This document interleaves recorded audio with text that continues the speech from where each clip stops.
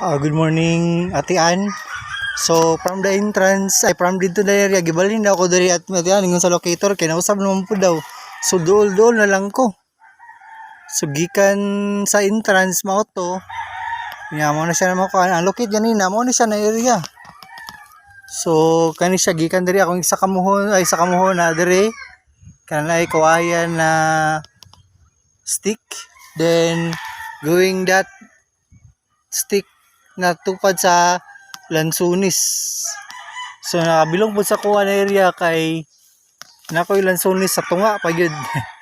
Then according sa ilaha, kini daw akong boundary kina maismo na napuhon ang coral dira kay na bilong man sa akong area ang naay scene na bilong sa ilaha sa Pikas.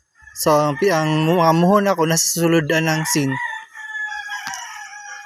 Okay, so hopefully po ma-develop and I will tukod the tindahan here. Kite, salamat.